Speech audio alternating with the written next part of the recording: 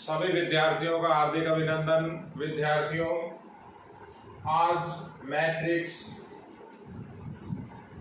Part number 4 को online discuss करेंगे। Part number 3 के अंदर आपको लास्ट टॉपिक सममित अवयव के बारे में बतलाया था।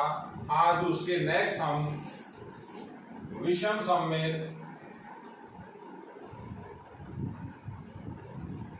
सममित अवयव के बारे में जानकारी देंगे।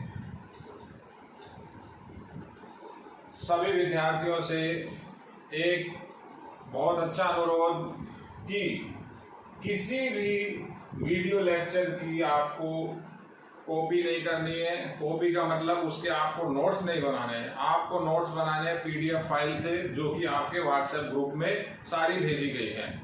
तो वीडियो लेक्चर को आप अच्छे से सुने, उन्हें देखें, साथ में ये अपने नोट्स भी रखें, जिससे आपको किसी तरह की कोई प्रॉब्लम नहीं आए। तो विषम सममित अवयव, अगर इसकी हम परिभाषा देना चाहें तो हम इसके लिए लिख सकते हैं एक ऐसा वर्ग अवयव या एक वर्ग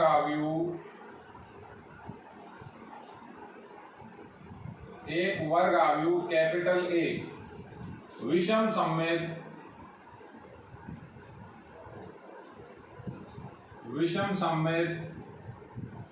होगा।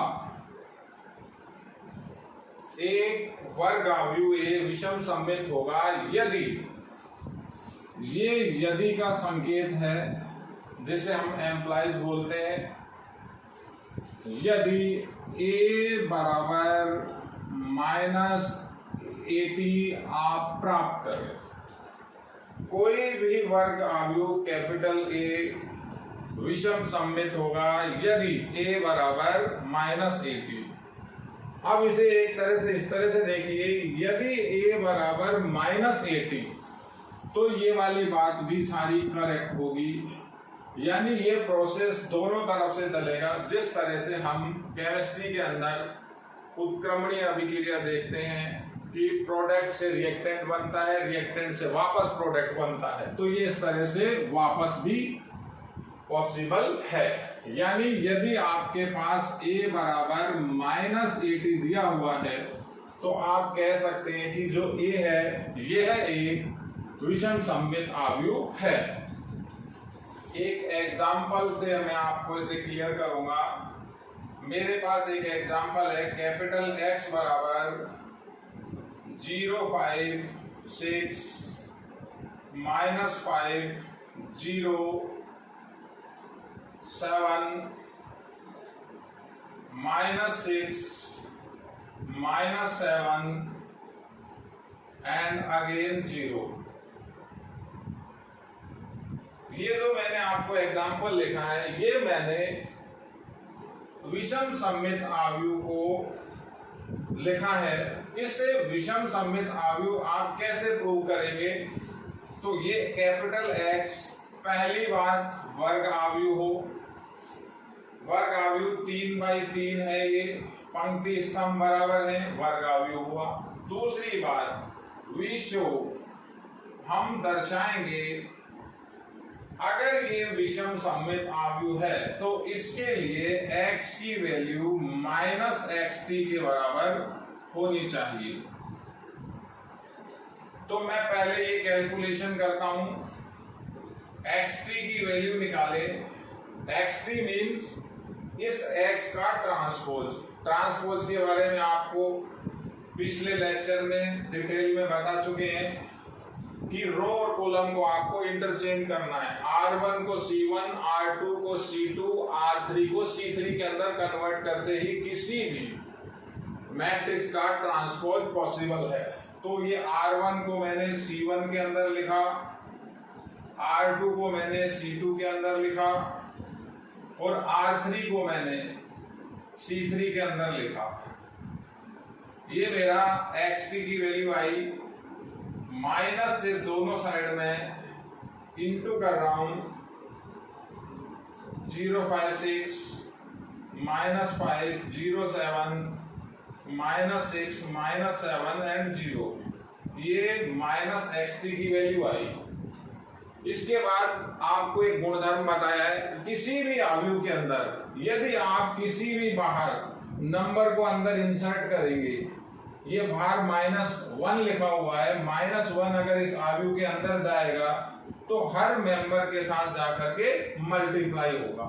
ये माइनस को मैं अंदर लेके जाऊं तो इस तरह की कंडीशन बनेगी, -xt की वैल्यू -1 को अंदर ट्रांसफर करेंगे, हर मेंबर के साथ गुणा करेंगे। किस तरह से होगा, पहले C1 में लेके जाएं, -5 हो जाएगा, -6, C2 के अंदर 5, 0, -7, C3 के अंदर 6, 7 एंड अगेन 0। तो मेरे पास आया -xt इक्वल्स टू, अब वो x की वैल्यू देखें तो ये जो x की वैल्यू है, x इस मैट्रिक्स को डिफाइन कर रहा है और यही का यही मैट्रिक्स हमारा यहां बना हुआ है।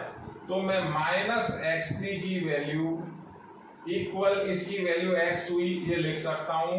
ये मेरी कंडीशन फुलफिल या प्रूव हुई। तो डेफिनेशन को एक बार दोबारा समझें कि कोई भी वर्ग अवयव अगर विषम सममित है तो a इक्वल्स टू -80 होगा, और कहीं अगर a बराबर -80 है तो वापस मैं इसे काम में ले सकता हूं, उसे कह सकता हूं कि a विषम सममित है। एक इसकी फुलफिल कंडीशन, इसकी एक पहचान आपको किस तरह से करनी है, किसी भी विषम सममित अवयव के अंदर जो प्रिंसिपल डायगोनल होगा उसके सारे मेंबर 0 होंगे। ये मेंबर 11, ये मेंबर 22, ये मेंबर 33, सभी की वैल्यू 0 है। तो ये में भी प्रिंसिपल डायगोनल 0 हो तो ये में भी एक विषम सममित अवयव हो सकता है। तो विषम सममित अवयव आपको अच्छे से समझना है। रीजन क्या है, यही चीजें आपकी चैप्टर नंबर 4 और चैप्टर नंबर 5 में पुनः काम आएंगी। तो इन्हें जरा सावधानी से देखिए, साथ ही साथ आप अपने नोट्सों को भी देखते रहिए। इसके बाद हम डिस्कस करेंगे एक अवयव के अंदर सबसे मेन और सबसे इंपॉर्टेंट नाम, अगर उसका हम देखें तो नाम बड़ा सिंपल लगता है, उसे हम कहते हैं समान अवयव। समान अवयव इक्वल मैट्रिक्स। तो इसे आप थोड़ा सा अच्छे से समझिए। कोई भी दो अवयव आपस में समान हैं, जैसे मैंने माना मेरे पास एक अवयव कैपिटल A, एक अवयव कैपिटल B, दोनों के दोनों इक्वल हैं। तो ये इक्वल कब होंगे, इनकी कंडीशन है, वो कंडीशन आपको दोनों कंडीशन समझनी होंगी। पहली कंडीशन यानी शर्त पहली, दोनों के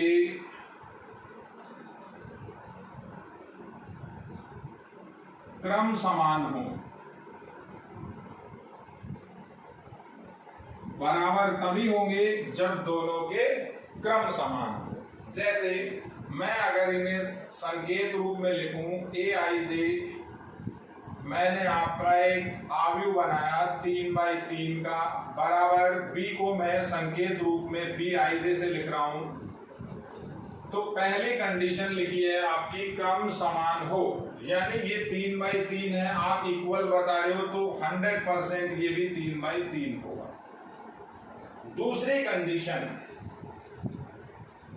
कंडीशन बताने से पहले मैं aij 3/3 को एक्सटेंड कर रहा हूं, यानी इसे मानक रूप में लिख रहा हूं। मानक रूप a11, a12, a13, 21, 22, 23, 31, 32, 33, same as it is ये बी के अंदर लिखा हुआ है तो इसे आप लिखेंगे 11, 12, 21, 22, 23, 31, 32, 33। अब आगे शर्त नंबर 2 की बात करते हैं। तो दूसरी शर्त ये है कि अगर दो अवयव आपस में समान है, अगर दो अवयव आपस में इक्वल हैं, तो जो उनके संगत अवयव होंगे वो आपस में भी समान होंगे। संगत अवयव आपस में हम कंपेयर करेंगे, वो इक्वल आएंगे। इसी से हम कई क्वेश्चन आगे कर सकते हैं। जैसे ये दोनों अवयव इक्वल हैं, क्रम तो इक्वल हो ही गया, 9 मेंबर इसके अंदर है, 9 मेंबर इसके अंदर है। अब बात करते हैं कि संगत अवयव कैसे समान होंगे।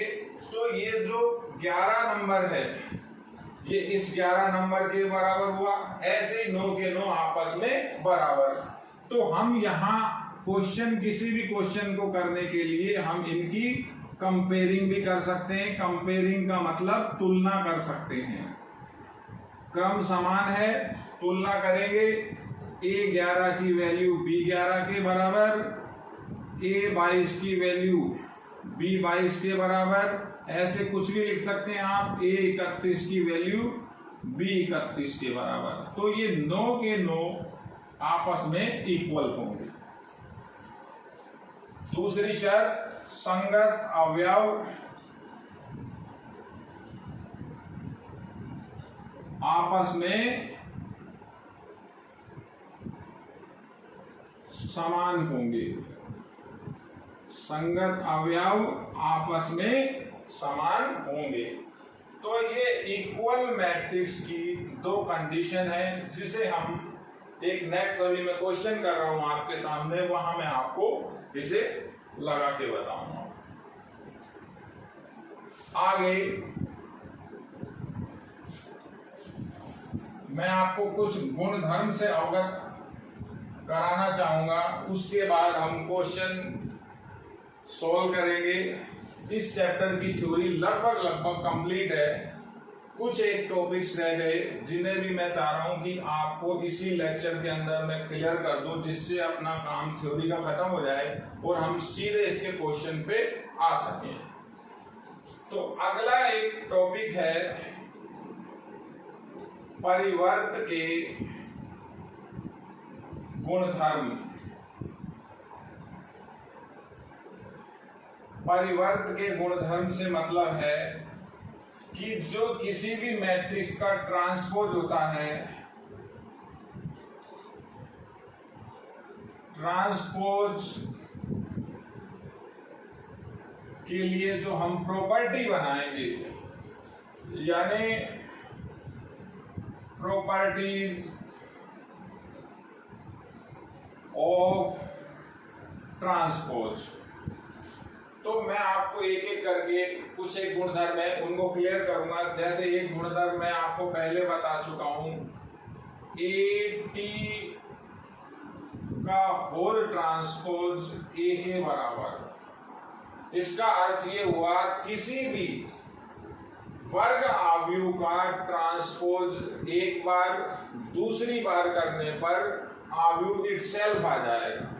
यानी सम संख्या में ट्रांसपोज करोगे स्वयं आएगा, विषम संख्या में ट्रांसपोज करोगे तो एक ट्रांसपोज रह जाएगा।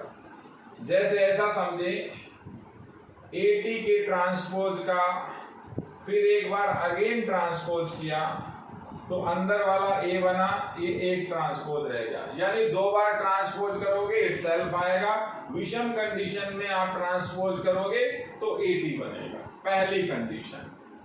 कंडीशन नंबर 2,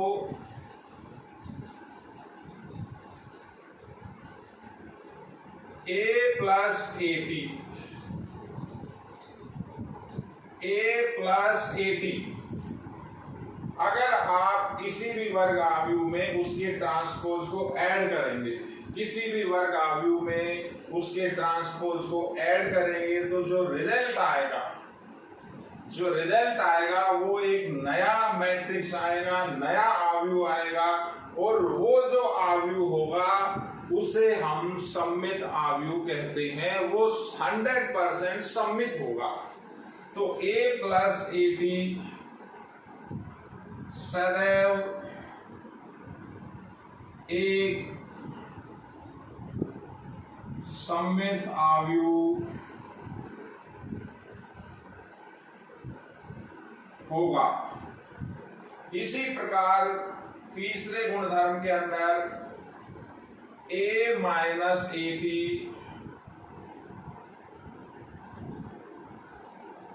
सदैव एक विषम सममित आव्यूह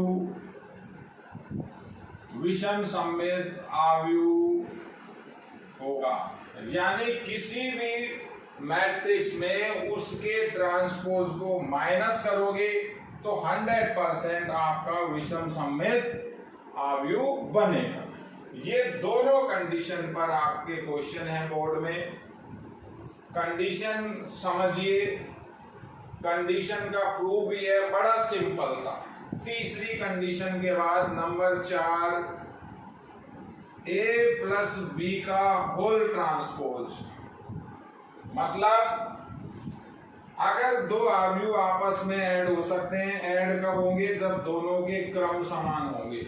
यानी मैंने पहले दोनों को ऐड किया, ऐड करने के बाद एक नया मैट्रिक्स बना, उस नए मैट्रिक्स का अगर ट्रांसपोज करें तो वो इक्वल होगा दोनों के अलग अलग ट्रांसपोज के योग के।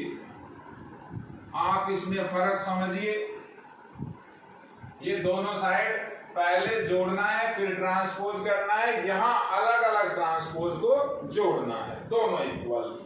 यही की एक कंडीशन माइनस में भी फॉलो होगी। तो एक साथ पांचवा गुणधर्म भी आपके पास आ गया। ऐसे ही हम लिख सकते हैं कि गुणधर्म नंबर 6 a का गुणा AT से करें, a का गुणा AT से करें।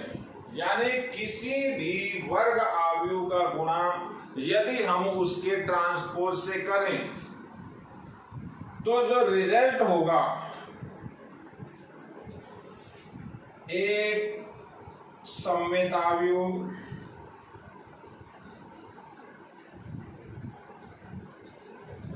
सममित आव्यूह होगा। सातवां, पहले AT का गुणा अगर फिर मैं ऐसे करूं, इनमें आपको मैंने फर्क बताया था, मैंने आपको पहले क्लियर कर दिया था कि मैट्रिक्स के अंदर AB की वैल्यू BA के इक्वल नहीं होती। तो A का AT से इंटू करें तो भी सममित आएगा, और AT का A से इंटू करें तो भी वो एक सममित आव्यूह होगा। ये गुणधर्म नंबर 7। और एक लास्ट गुणधर्म 8, 8वां गुणधर्म कहता है AB का गुणा करें और होल ट्रांसपोज करें।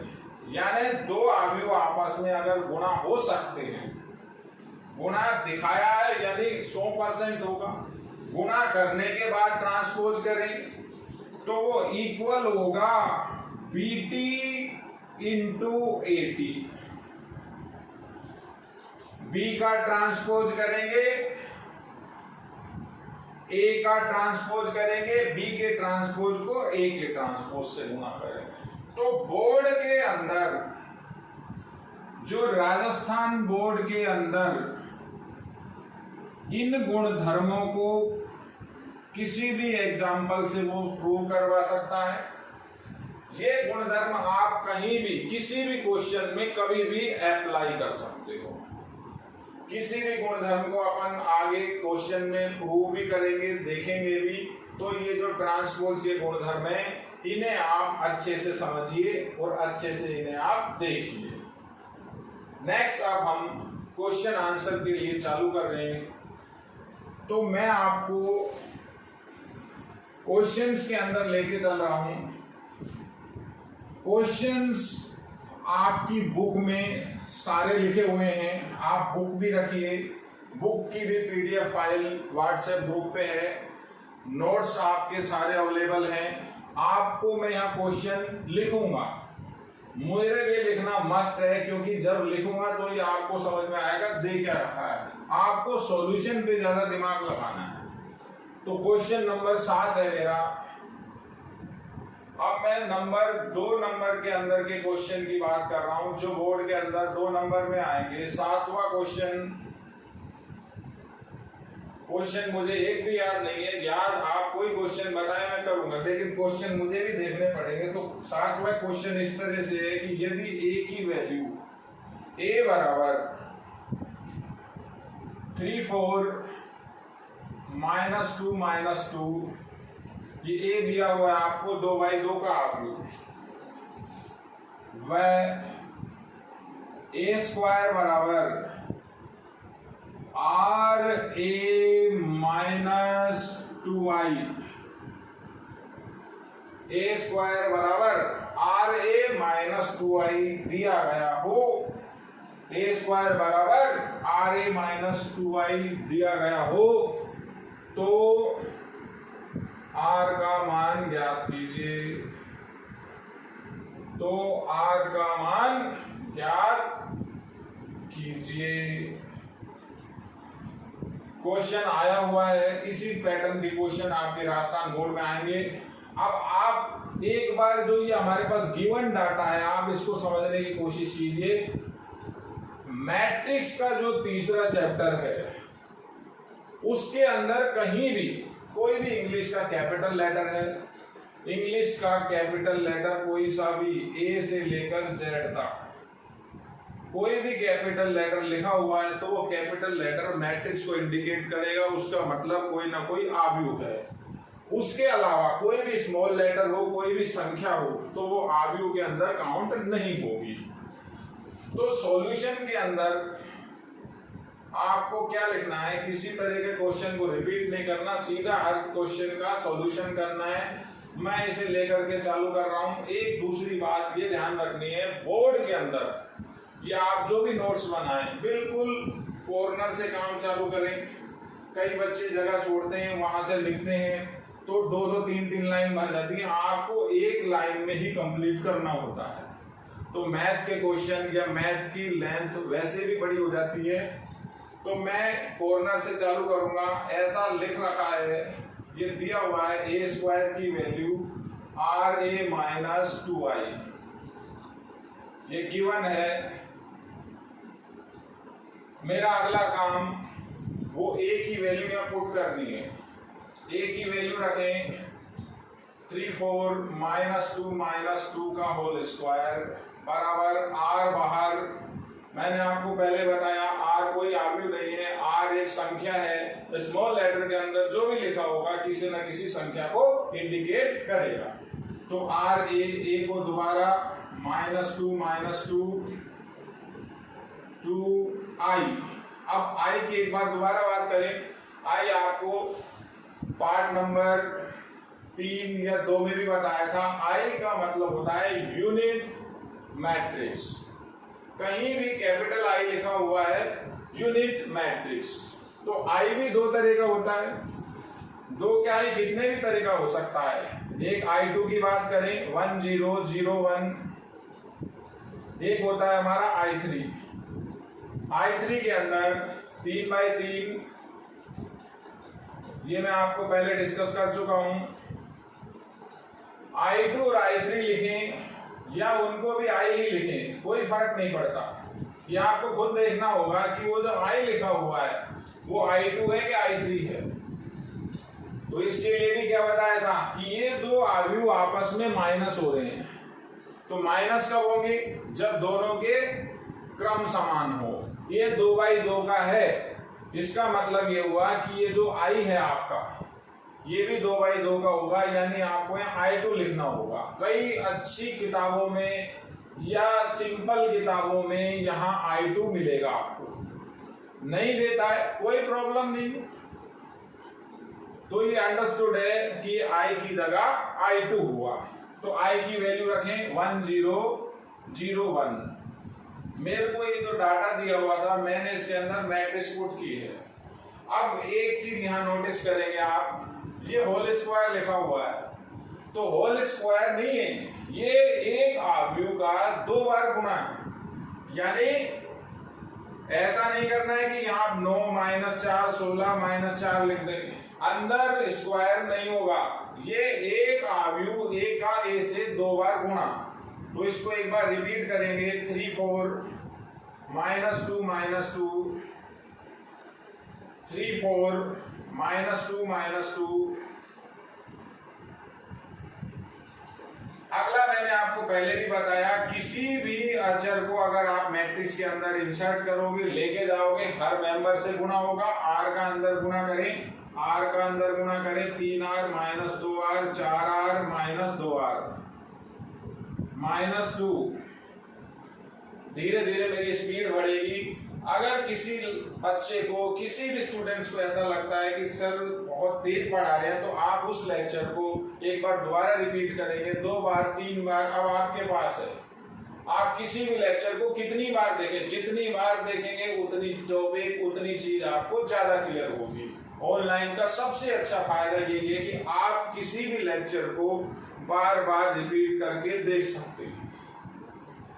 तो ये 2 का अंदर इंटू किया, 2 0 0 2, ये 2 यहां से गायब, 2 भी अंदर चला गया, आर भी अंदर चला गया। अब बात करते हैं इनके प्रोडक्ट की। तो 2 आव्यूह का गुणनफल, अब आपको यहाँ ये नहीं देखना है कि आव्यूह का गुणा होगा कि नहीं होगा, उसने गुणा दे रखा है 100% गुणा होगा, आपको गुणा करना है। गुणा कैसे करना है, पहले वाले की पंक्तियों को दूसरे वाले के स्तंभों से गुणा करना है। पहले R1 का गुणा C1 से करेंगे, सभी को ऐड करेंगे, R1 C1। तो R1 C1 कैसे होगा, R1 C1 9, ये 3 3 9 और ये -8, 9 - 8 1 बचा, 11 नंबर के अंदर लिखा। R1 का गुणा R2 से करेंगे, -6 और ये +4 हो जाएगा, -2 बचेगा। R1 का गुणा C1 C2 से कंप्लीट, R1 का है। अब R2 को आप C1 से गुणा करोगे, 12 - 8, ये 12 आया, ये -8 आया, आपका बचा 4। इसी R2 का गुणा C2 से करोगे, 22 नंबर पे लिखोगे, तो ये आपका आया -8 और +4, -8 +4, इधर से इधर, तो -8 +4, तो बचा क्या आपका -4। मैंने ये A² की वैल्यू बनाई है। इक्वेशन चल रही है, इक्वेशन जब भी चलती है तो हम या का निशान लगाते हैं हर तरफ, या लिखा हुआ है, नहीं हिंदी में लिखें चाहे इंग्लिश में लिखें, बराबर। ये 2 आव्यूह आपस में माइनस हो रहे हैं। अब आपको ये नहीं देखना है माइनस होंगे कि नहीं होंगे, उसने दे रखा है 100% माइनस होंगे, माइनस कीजिए, संगत अवयव आपस में घटाइए। तो पहला मेंबर बनेगा 3r - 2, दूसरा मेंबर बनेगा -2r, तीसरा बनेगा 4r और लास्ट का मेंबर बनेगा -2r और -2। अब यहां फाइनल आपका 2 आव्यूह बने। जैसे मैंने अभी आपको क्लियर किया था कि यदि A बराबर B हो तो संगत अवयव, कोई सा भी संगत अवयव Aij बराबर होता है Bij के। मैं को लैंग्वेज लिखनी है, दोनों आव्यूह समान हैं, अतः संगत अवयव समान होंगे। तो संगत अवयवों को समान करें, किसी भी 11 11 22 22 किसी को भी इक्वल करें आप। जैसे मैं लिखता हूं, इसको और इसको इक्वल करें तो -4 = -2r - 2। ये दोनों भी कर सकते थे, सीधा सीधा ये दोनों बराबर करते, r का मान 1 आता है, देख लीजिए आप, अब भी r का मान 1 ही आएगा। ये उधर गया -2 इक्वल्स टू -2r, तो 1 बराबर r। ये r की वैल्यू है जो आपसे पूछ रहा है। ये हमारा क्वेश्चन कंप्लीट। आपको इसी पैटर्न में किसी भी क्वेश्चन का आंसर देना है। क्लियर? अगला क्वेश्चन चालू करते हैं। थोड़ी सी स्पीड रहेगी, आप समझने की कोशिश कीजिए। यही कि ये क्वेश्चंस आपको नोट्स में मिलेंगे, यहां समझिए, नोट्स बनाइए और देखिए। आगे बात करेंगे एक अगले क्वेश्चंस की।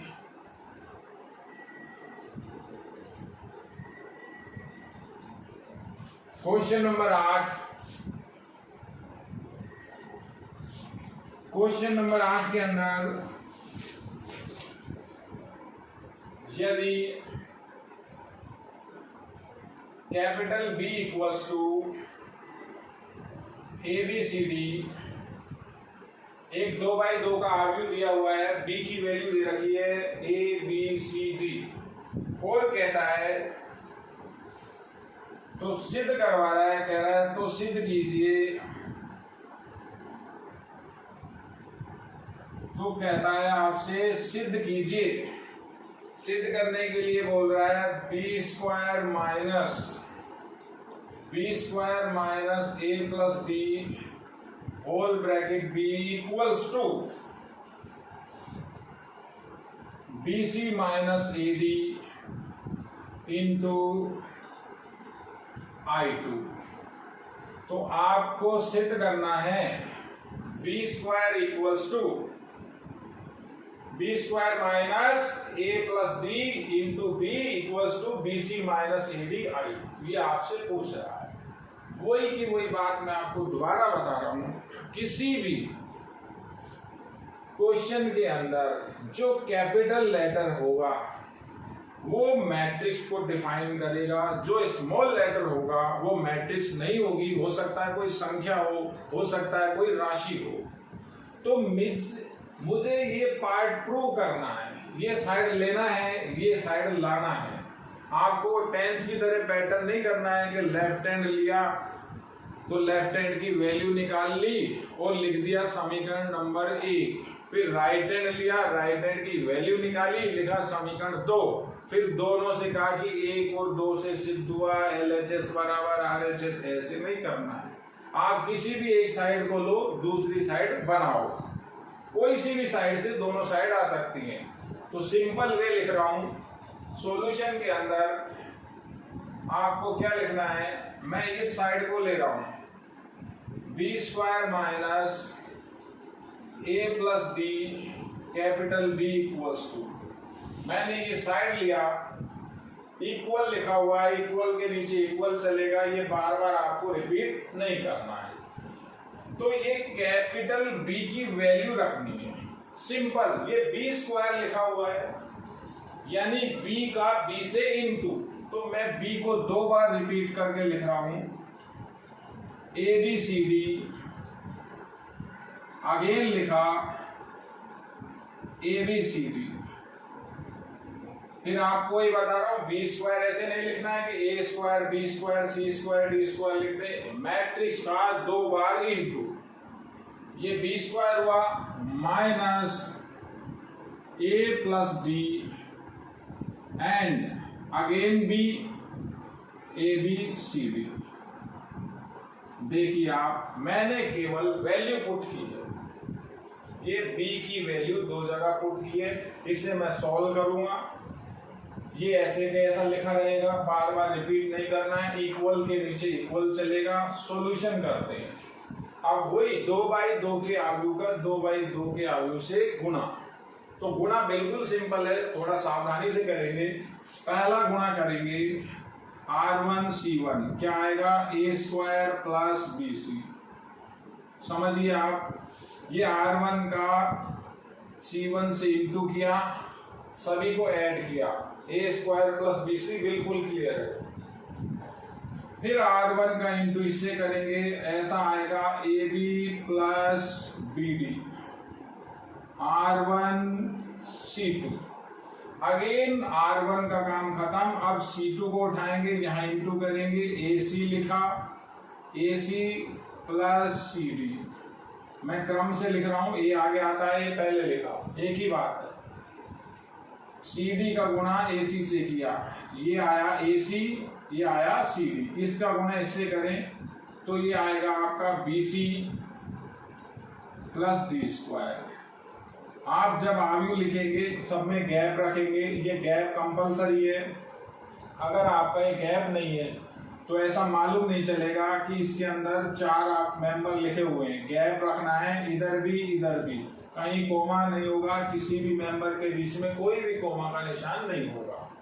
ये वैल्यू आई इक्वल्स टू, अब मैं इसको इससे इंटू कर रहा हूं। इंटू मीन्स ये मेंबर अंदर एंटर करेगा, तो एंटर कैसे करेगा, हर मेंबर से इंटू होगा। इंटू कराए तो ये माइनस की वैल्यू चल रही थी, माइनस ये अंदर इंटू हुआ ए स्क्वायर माइनस, माइनस तो मैंने यही छोड़ दिया, ए स्क्वायर प्लस AD। देखिए आप ए का इंटू इससे किया, अंदर लिख दिया, ऐसे ही बी का इंटू इससे करना है तो अगला मेंबर बनेगा AB प्लस BD।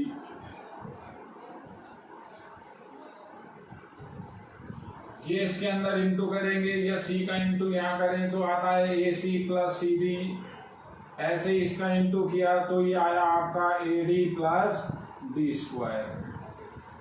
देखिए अब ये भी 2/2 है, ये भी 2/2 है, तो आप दोनों अवयवों को माइनस करेंगे, संगत अवयव आपस में घटाए जाएंगे। इक्वल के नीचे इक्वल चल रहा है, किस तरह से घटेंगे, तो मैं इसको इसके साथ माइनस करूं, ए स्क्वायर से ए स्क्वायर कैंसिल हो जाएगा, BC माइनस AD बचा पहला मेंबर। ऐसे ही इसको इसके साथ ऑपरेट करेंगे तो क्या होगा आपका, ये माइनस अंदर जाएगा, BD से BD कैंसिल हो जाएगा, AB से AB कैंसिल हो जाएगा, 0 रिजल्ट आएगा, दोनों सेम है। ऐसे इसमें से इसको माइनस करें, AC से AC, CD से CD कैंसिल, ये 0। अब यहां से ये माइनस करेंगे तो ये आया BC minus AD, BC minus AD, reason क्या, D स्क्वायर से D स्क्वायर कैंसिल, ये दोनों आगे को घटाया। नेक्स्ट, जैसे मैंने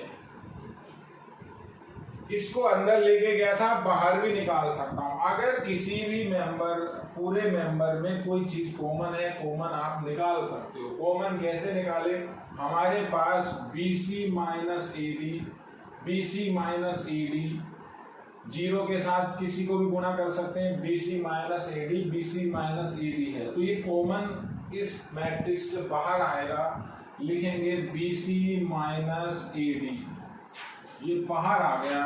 तो आव्यू के अंदर क्या बचा, 1 0 0 1। अगर क्लियर नहीं हुआ तो वापस आप इसको अंदर इंटू करके देखिए, इसको वापस इंसर्ट करके देखिए, ये रिजल्ट आएगा। जैसे हम कॉमन लेते हैं वैसे ही हम इंटू भी कर सकते हैं।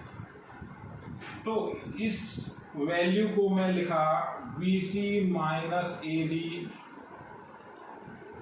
और ये जो मेरे पास 2/2 का मैट्रिक्स बचा, ये मानक रूप के अंदर I2 बोला जाता है, इसे मैंने लिखा I2। आप देखिए मैंने ये साइड ली थी और ये दूसरी साइड मेरी जनरेट हो गई, बन गई। आपको कुछ भी रिपीट नहीं करना है। बोर्ड में अगर आप इक्वल के नीचे इक्वल लिखते हैं, बार बार लिखने की कोई नीड नहीं है, सारा काम कंप्लीट है। लास्ट में आपको केवल ऐसे ही लिख के छोड़ना है, काम खत्म हो चुका है। छात्रों, हर लेक्चर को, हर क्वेश्चन को आप बारीकी से देखिए, नोट्स बनाइए, पढ़िए, घर पर रहिए, सुरक्षित रहिए। धन्यवाद।